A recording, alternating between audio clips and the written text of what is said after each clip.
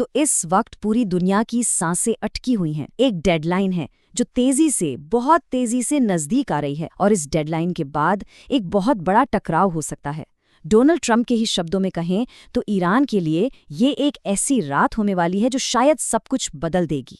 सोचिए, पाषाण युग में वापस भेजना, ये सिर्फ कोई मुहावरा नहीं है, ये अमेरिकी राष्ट्रपति की तरफ से दी गई एक सीधी धमकी है। तो सवाल यही उठता है कि क्या ये सिर्फ बातचीत का एक दांवपेच है, या फिर हम सच में एक बड़े युद्ध के मुहाने पर खड़े हैं। और वो डेडलाइन वो भी सामने है। भारतीय समय के हिसाब से बुधवार सुबह 5:30 बजे अगर इस वक्त तक ईरान ने अमेरिका की बातें नहीं मानी तो अंजाम जाहिर है बहुत गंभीर हो सकते हैं। मतलब एक एक पल यहाँ कीमती है। तो चलिए सबसे पहले बात करते हैं ट्रंप के इस पाषाण युग वाले अल्टीमेटम की।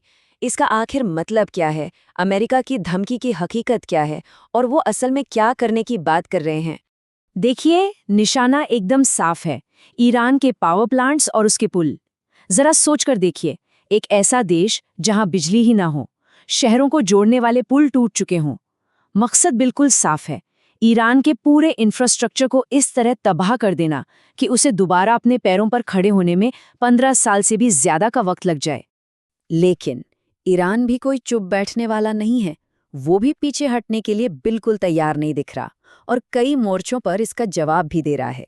तो सवाल ये है कि ईरान की स्ट्रैटेजी क्या है और क्या ये काम कर पाएगी। और यहीं पर वो अपनी पहली चाल चलते हैं, जो काफी असाधारण है। ईरान ने अपने ही नागरिकों से अपील की है कि वो पावर प्लांट्स और न्यूक्लियर ठिकानों के चारों तरफ इकट्ठा हो जाएं, एक मानव ढाल की तरह। अब सोचिए, इससे होता क्या है। एक मिलिट्री टारगेट पर हमला अचानक एक संभावित वॉर क्राइम बन जाता है। ये अमेरिका को एक ऐसी मुश्किल में डाल देता है जहां से निकलना आसान नहीं है। कूटनीतिक तौर पर देखें तो दोनों देशों की मांगों के बीच जमीन आसमान का फर्क है। एक तरफ अमेरिका कहता है कि ईरान न्यूक्लियर हथियार न बनाए और हॉर्मुज़ स्ट्रेट को खोल दे। दूसरी तरफ ईरान का जवाबी प्रस्ताव है कि अमेरिका गारंटी दे कि भविष्य में कोई हमला नहीं होगा, सारे प्रतिबंध हटाए जाएं और इजराइल लेबनान पर हमले रोकें। मतलब समझौता बहुत बहुत दूर नजर आ रहा है। और इसी बीच ईरान एक और बड़ा दांव चलता है। वो कहता है कि अगर हॉर्मुज़ के रास्ते से किसी भी जहाज को गुजरना है तो उसे $10 मिलियन देने होंगे प्रति जहाज। और ये पैसा कहाँ जाएगा? ईरान का कहना है कि वो इसे अमेरिकी प्रतिबंधों से हुए नुकसान की भरपाई और देश को फिर से बनाने में लगाएगा। अब इस पूरी कहानी में एक तीसरे लेकिन बहुत ही अहम प्लेयर की एंट्री होती है, और वो है इजराइल। इजराइल जो अमेरिका से भी अलग अपने दम पर इस तनाव को और ज्यादा बढ़ा रहा है, और उनका अगला कदम हो सकता है इस पूरे खेल को ही बदल दे।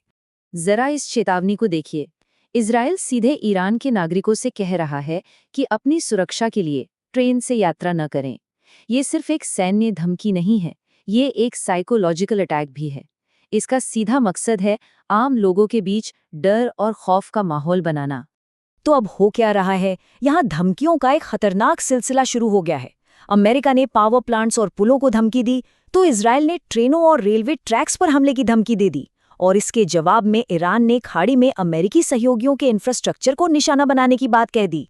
ये एक के बाद एक कदम है जो इस संघर्ष का दायरा लगातार बढ़ाते जा रहे हैं, और सवाल वही है, क्या इसे कोई रोक पाएगा? और हमें ये भी याद रखना होगा कि इजराइल की ये धमकियां सिर्फ बातें नहीं हैं, वो पहले ही एक्शन ले चुके हैं। ईरान के रेवोल्यूशनरी गार्ड के इंटेलिजेंस चीफ की हत्या हो, या लेबनान में हिजबुल्लाह के टॉप लीडर्स को खत्म करना हो, ये सब दिखाता है कि इजराइल अपनी बात पर अमल भी कर रहा है। ये ईरान के लिए एक बहुत साफ संदेश है। अच्छा, इसी तनाव के बीच डोनाल्ड ट्रंप अपनी एक प्रेस कॉन्फ्रेंस में अमेरिकी ताकत दिखाने के लिए एक कहानी सुनाते हैं। कहने को तो ये कहानी एक रेस्क्यू मिशन की है, लेकिन इसका असली मकसद कुछ और ही है, एक संदेश देना सीधे ईरान को। कहानी कुछ ऐसी है कि एक अमेरिकी F-15 फाइटर जेट दुश्मन के इलाके में क्रैश हो जाता है। अंदर 2 पायलट फंसे हैं। अब उन्हें बचाने के लिए एक बहुत ही खतरनाक मिशन लॉन्च किया जाता है। सोचिए, अगर वो पायलट पकड़े जाते तो ये कितना बड़ा इंटरनेशनल संकट खड़ा हो सकता था। और इस ऑपरेशन का स्केल देखिए, बस एक ऑफिसर को बचाने के लिए 155, जी हाँ, 155 एयरक्राफ्ट भेजे गए। ये नंबर ही अपने आप में एक बहुत बड़ा संदेश है। संदेश ये कि अमेरिका अपने एक एक आदमी के लिए किसी भी हद तक जा सकता है। ये असल में एक बचाव अभियान से कहीं ज्यादा था। ये अमेरिकी मिलिट्री की ताकत का एक खुला प्रदर्शन था। 4 bomber, 64 fighter jets, 48 refuelling tanker और 13 रेस्क्यू एयरक्राफ्ट, ये सब मिलकर काम कर रहे थे सिर्फ एक जान बचाने के लिए। ये सब ईरान को दिखाने के लिए था कि अमेरिका की पहुंच और उसकी क्षमता आखिर है कितनी। लेकिन इस कहानी में एक और एंगल भी है। ट्रंप ने इसी प्रेस कॉन्फ्रेंस का इस्तेमाल अमेरिकी मीडिया पर निशाना साधने के लिए भी किया। उनका दावा था कि मीडिया में हुई एक लीक की वजह से दूसरे पायलट को बचाना मुश्किल हो गया था। खैर, ये तो ट्रंप और मीडिया के बीच चल रहे झगड़े का एक और किस्सा था। तो अब इन सारी कड़ियों को अगर हम जोड़कर देखें तो हम आखिर खड़े कहाँ हैं?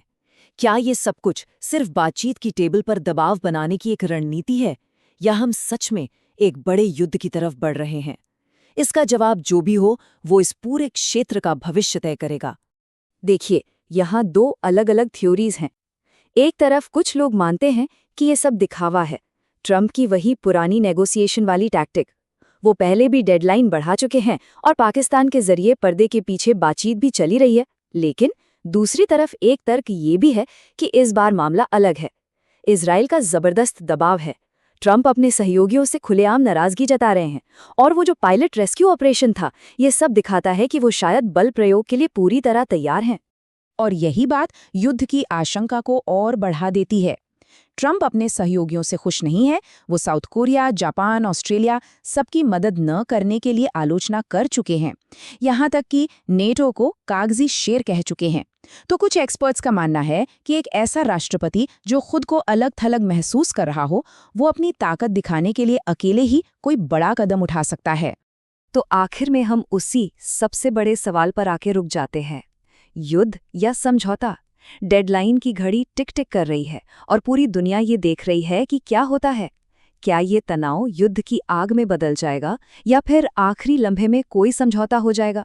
नतीजा चाहे जो भी हो, एक बात तो तय है, इसका असर बहुत दूर तक जाने वाला है।